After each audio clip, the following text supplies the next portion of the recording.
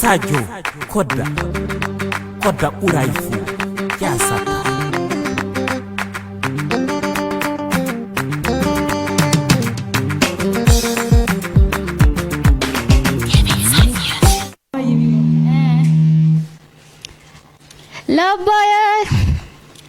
Loboyellam annaru malsinangel fawoda hakunde kammu e leydi loboyellam jamɗere wanindu hikka loboyellam jamanima lobbo mo ñinde kange lobbo polel aljenda lobbo iye debbo lobbo iye debbo lobbo ɓingere gasa ɓing Imgata nguru foda lebo namlik famo karawaji del am Lobo annaru mansina gel fawoda Lobo elam annaru mansina gel fawoda Akune kambu eleidi lobo elam jamanima Jamdera wanindu ika lobo elam jamanima Lobo monide kange lobo polel aljana Lobo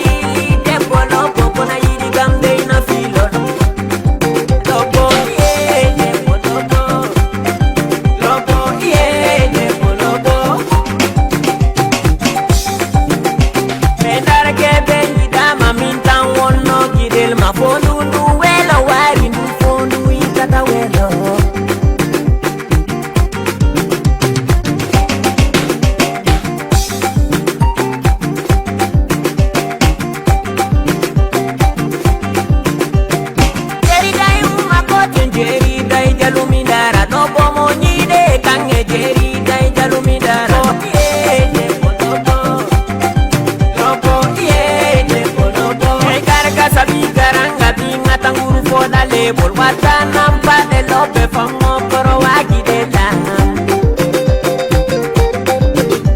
Kankan jomo le pilopi dorwere karu wata nambe pilopi fango koro wagi de la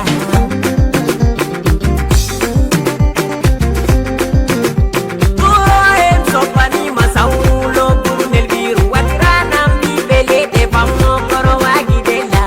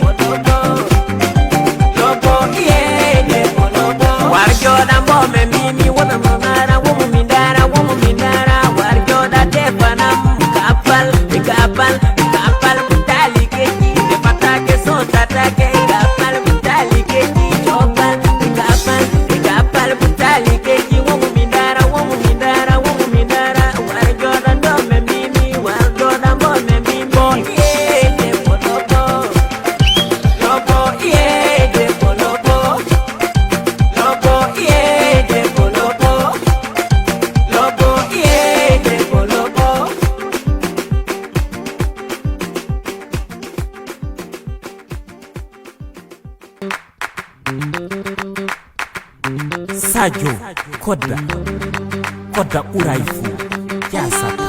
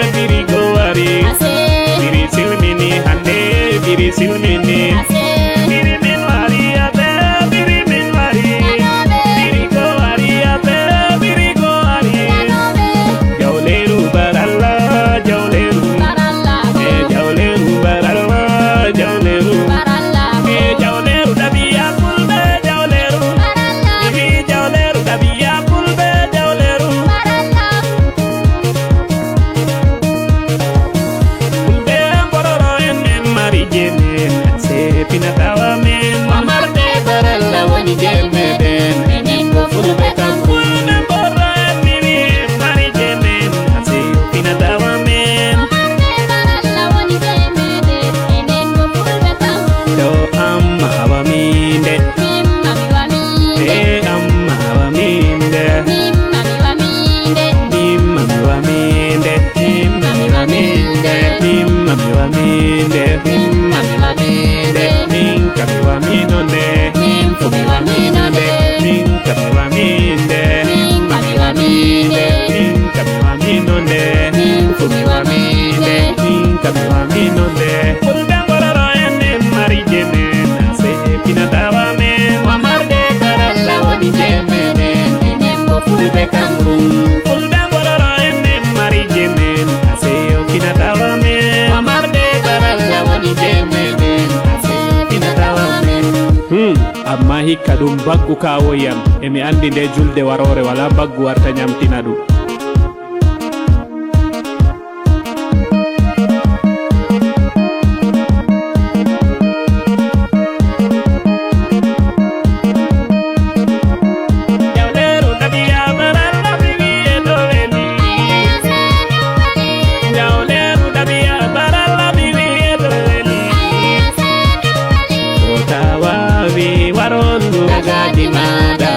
tawawi war hondu matidde mada to sufta sufta be dongada ander maru sufta sufta basafawa be dongada sego ware tawawan warengia kamaru do kufata woroido min sentinte awalanyo itte tawardo min sentinte min baralla lamin baralla lamin baralla Garinga menda biya fulbe Garinga menga mol baralla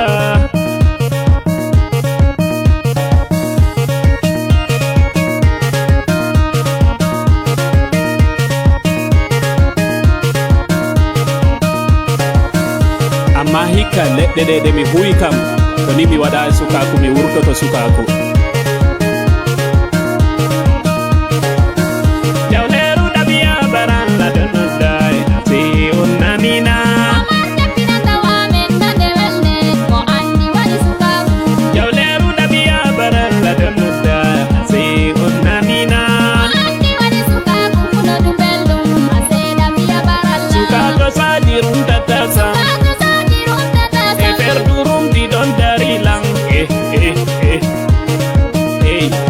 Useni madepo dara mi jamma warbe darma madido akune mambe moy sukoita warbe darma madido akune mambe moy sukoita se baralla do rutinoita osuka se baralla ho rutinoita e perdu wayo Allah he perdu kamma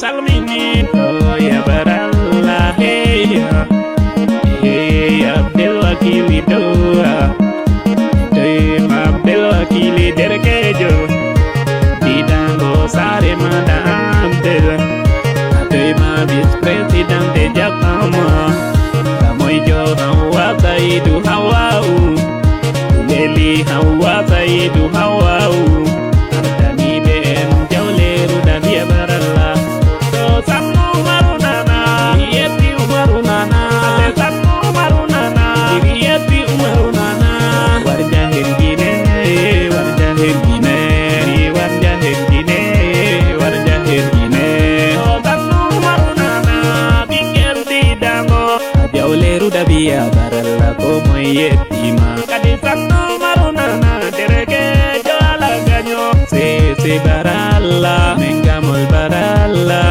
se baralla mengamol baralla sansani warina hasan ingel jolo kullo velalijo se on sukabe herkel veli bando on sukabe sakno veli bando sansani mieti hasan ingel jolo se gamin baralla se baralla. All right, so thank you, Sasha. Tia yell tab now. So, Tanya hanu pora. Inshallah, ne tombo na. Nti wa na. So, football community, ntiha, alle northern region rep mbongoma. And all the time, much to hear that the students check out about that. People really matter in our lives. And of course, Nyasam Pamyala, don't be football community. This is the other side of the football community. Like there's so much beauty in it. Come on. Aside the Shalan Yarmama, it's nothing bad power to Shabzungo. We got 300. Mamborlang, Ivo Borishili, in it the money you have. Kana inye namba namteya kimi manampil fila Mike Mabi cho Mosaka Mike Mabi to your mic ma I need the mic because to the fila poi mure di fila okay tanto marna I will have an Wumda. yeah. Oh, that's nice. Ayula Abiba. Wow. So I don't know. Email Lela Wahoma. Like, do you have names for Wahama? Tamala. Okay. Wahama ya en Wahama za yirla. Okay. Bin yina shell polo. Because Tamal Burkina nam wa. Okay. Ne bang origin yina maybe Nigeria. Bugba wabe eduko. Bandin yina Niger. And kama impun really inyatin wo washe last ma. Dambe eduko. The bela Senegal polo Cameroon. Okay. Bugba wa the be eduko. So Wama dwella the origin din yina shell polo. Exactly. Okay. So kama to talk like football community. Is it that email different origin? Shabila Senegal polo na Shabila be is a Fujila one side na. Especially from northern region. Okay. Yamalite so kamala maybe o grandparents ni yina shell polo. Okay. Ba to kuma shab mingba kabuka kuyisina. Okay. Ghana ngoka banku. Banku belachi. What's the secret? Because Jambo Mama and then because Nirupan Bohagonya. As you believe a football community. Pasarani. Ki Jelma. Oh, Yamali. Imala she share category. Ay, ashishe ku kadanenta. Enta balla kamal so like so kamzani na wona na musha. Enta amibi na wona kunam tabasham bongo. Ma altun kuma za abjar man ku to yana za abjar ba so kam no looks. Okay. So kam ni o bisham. Okay. And so kam zel mini on bisham. It tradition fune is it allow ka different tribe boya. Like it's Sahara. Yamalu wata Sahara. Okay. Nta har so iti yala ni bubu Sahara. Iv bang ven yelenga an kana ti yule anya kadi yila nirbu ma sani. Maybe bu min ban jama. Okay. Maybe bubu triter ba ven yelenga. Be bubu zambu hankal song tanga bang ba bang bun bent ba chance. Okay. Kabo min ba socialize. Okay. Nta dan ma antinya kaso yel ne nkusa akan bi ko da pala kama di chihirme. Okay. Tun za da kunya musulmi ma. Jambo hamwe because to me ka pa bob she maybe kama aside Muslim see price. But tradition to me ka kama for example like Mabe Bambe Upper East region. Before ka marry ni man pa shabul nire like 8. The tradition ni ibamela shanga kan sa tunu no. Be ko jama kama Muslim see asarati you are good to go. Ya malitin dang ba kunya la Muslims ma nan ya shamma because unto nyar la questions kama shabyal bu yunda me o tana mum sir ne maybe to baza an yambo pa sha zan ne na we and kind of pun yella so come no culture and it depends on bun yina shel pulu but man no mission so far don sha akam kunyela muslim silne kunyela ma yeah. Wow, that's beautiful. And this is also important. I don't know how many of you are married already, but there's a perception that before from the Fulani community, there's no way to be married than the kala nyele good. Okay. And tazami maybe olden days ma tazana da nan da bin ya harsham satin jasa ashan kala nyele and ya malunguna bin yar shama nyame tanan Fulani matin din ya sham kan bonin yalango Okay. kama bi aka be so pai malpuanta du'a kadinya bi fumbla nta opurnin mane ngunzan cincin na face tamala ta adashan aka tagbanon da maybe nzan cincin min chiptuna ngunzan na face da gwambo bonle na pergobo so ngunzan na face it means munu subima so ben zamala dimato oy bora ko zan dimati on borso kam don tonyo mamman be ko zan wuti so din caka biyar na kama oti yanzu na tinan Fulani ma so itu kun yanzu na loyin mallayi dana din ta ba don to isna maybe Jema, okay. Exactly. Okay. Wow. So there was there that the kuzama that do you put in the past 15, 16 to 2 million kalanyel. And then push alam jene. Kama ma apuyen yisina kabia ni za alayi da mbongo. Okay. Aba na kwenye bia kaptilo admire. So I nyame abe mal feelings anti different person. I mean na ndanyeli. So sometimes the palabu force bami. Okay. And sometimes nyaka bunanda America lan kuruma. I think sometimes have you remata da inanda chefsia adamira dalam buku katiani na buku katmal dara. It's culture. It's part of your culture. So sometimes the person is crying not because obu borme. Wow. But it's a culture. Shelley, yeah. This is beautiful. So of course, I'm sure Nero Pamela ban learning just a bit of the Fulani community. Inshallah, then the camera once in a while, I'm going to ensure that once in a while, I'm not a program because I'm related to them.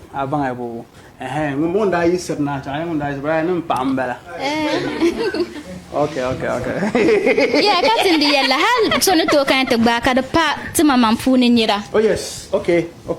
Ka opa Fulani, but on to them we can't jam the doma ko oh bunzo ambition want to join zango mata. Ida am fara ka zango lega mamam pa be ka zango ta Wow. So I'm going to give you opportunity, everyone.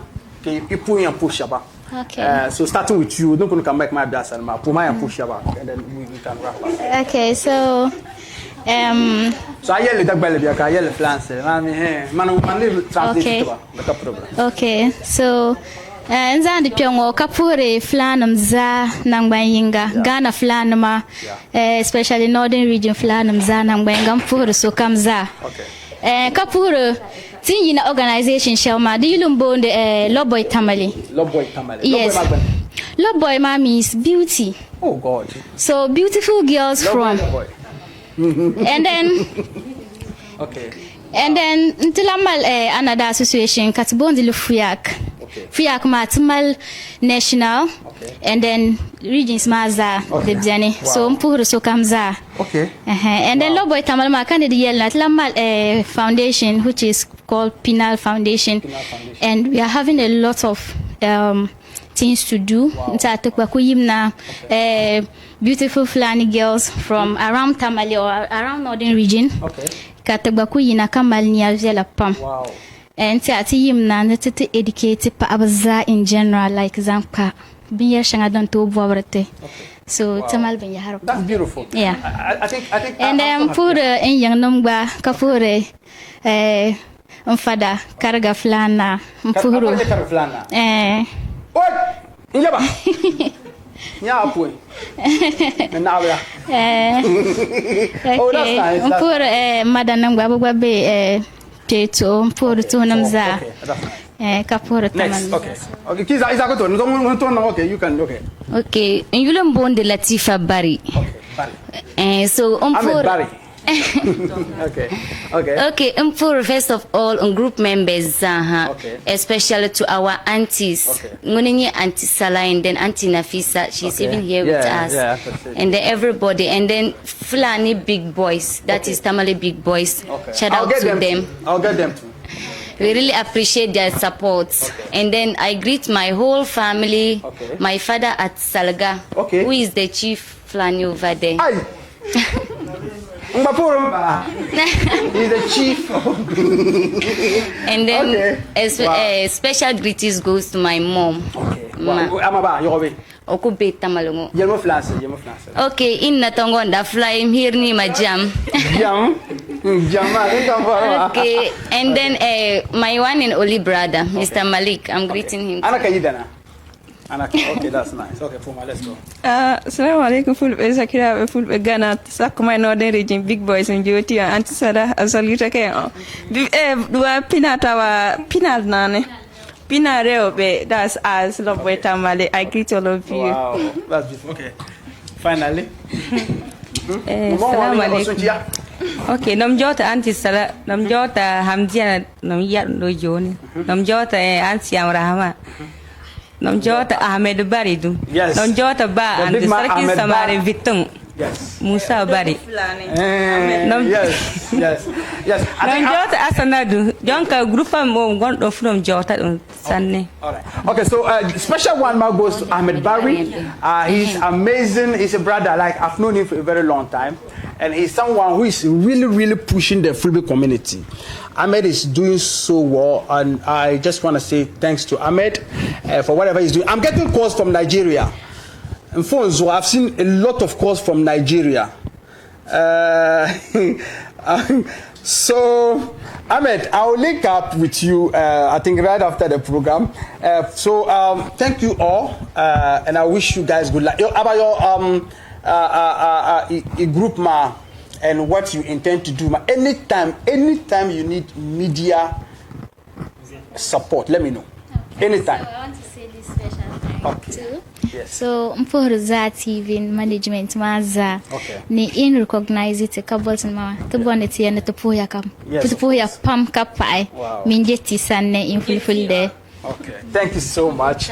All right, Sakanya, I'm coming. All right, so the North America Entertainment Chief, the whole North America Entertainment Chief said he's willing to offer cows to marry one of the Fulbe community.